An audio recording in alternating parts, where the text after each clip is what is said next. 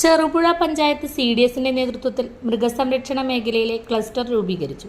പഞ്ചായത്ത് ഹാളിൽ vice president Satheesan Karthikappally ഉദ്ഘാടനം ചെയ്തു. CDS ചെയർപേഴ്സൺ സുനിതകുമാരി അധ്യക്ഷയായി.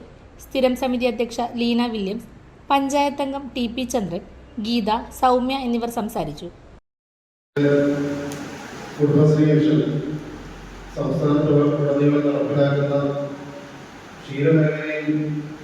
അതിൻ്റെ പരിപാലനവുമായി ബന്ധപ്പെട്ട പ്രവർത്തനങ്ങൾക്ക് നൽകുന്ന കാര്യങ്ങളെ വിശദീകരിക്കാൻ വേണ്ടിയാണ് ക്ലസ്റ്റർ രൂപീകരണമായിട്ട് നമ്മൾ ഒത്തുകൂടിയിരിക്കുന്നത്.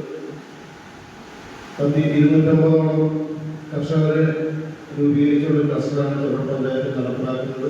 അതിൻ്റെ ആദ്യഘട്ടം എന്ന നിലയിലാണ് 30ഓളം പേരെ മാത്രമാണ് ഇന്ന് വിളിച്ചിട്ടുള്ളത് മനസ്സിലാക്കാൻ കഴിയുന്നത്. ഈ മേഖലയിലുള്ള ഈ വരുന്ന സബ്സിഡികളും ആനുകൂല്യങ്ങളെല്ലാം ക്ലസ്റ്റർ രൂപീകരിച്ച് അതിൽ കൂടെയാണ് എന്നാണ് മനസ്സിലാക്കാൻ കഴിഞ്ഞിട്ടുള്ളത്.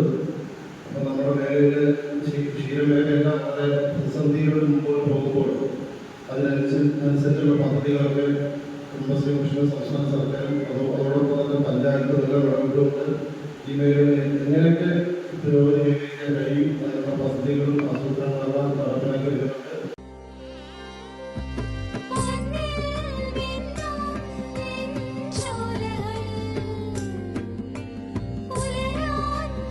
ഇതെനിക്ക് തരുമോ?